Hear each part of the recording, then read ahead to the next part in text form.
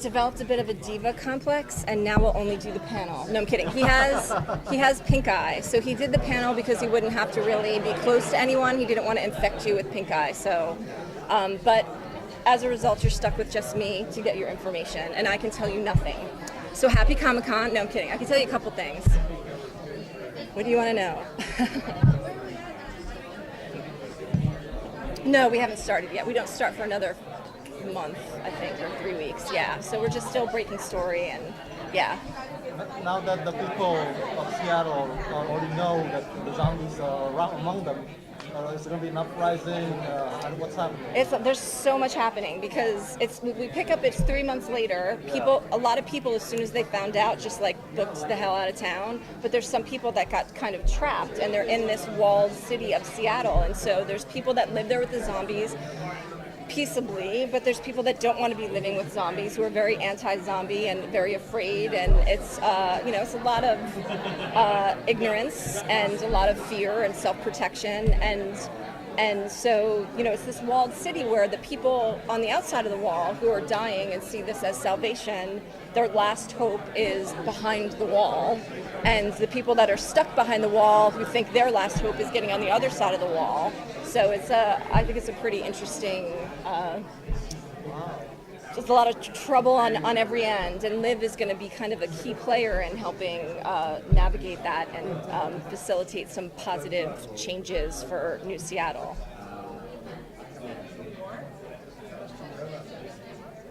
No, I wouldn't say a war. Maybe someday, but no, not a war. It's just an unrest, It's, kind of similar to the shit that's going on, guys, like there's a lot of that where you're suddenly like, wait, you people are, you crazy, horrible, racist people really just do exist. It's like that thing where you realize, wait, zombies are real? Like, that thing where you have to then figure out how you coexist. And the people will definitely be, they'll definitely be anti-zombie people, they'll be anti-human people, there'll be people that just want to get along, there'll be crazy zombie fans that are just like, I love zombies, take my brains, But so there's a lot to happen. Your glasses are really great.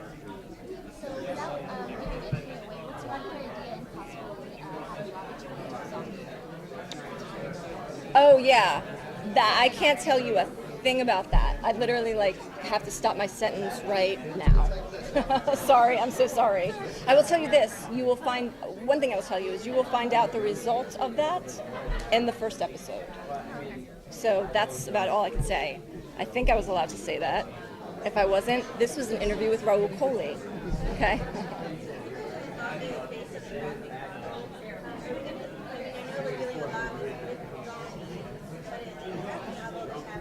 Oh yeah, they have ghosts. They have a 1960s go-go boots ghost and a were-terrier, and we're not going to have that. I mean, we decided very early on that we were going to we picked a lane, and I love the IZombie graphic novel. I mean, I'm a big fan. I'm a big fan of Chris and Michael, and I love what they did. I think it exists perfectly in the comic, and that if we tried to put that on the show, it wouldn't translate.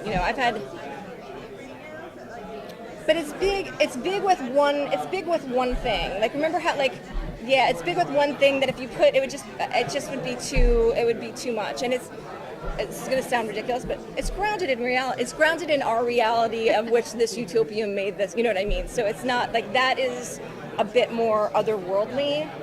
And so while I think it works phenomenally in the graphic novel for our purposes, it doesn't really work. So you will not see a were-terrier or a 1960s go-go boot ghost.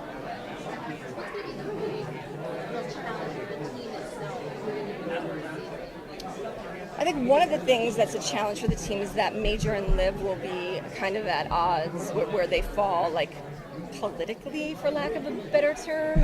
He will be very pro Fillmore Graves, and she will be very doubtful of them, and so I think that's going to be hard on the friends, and I think that,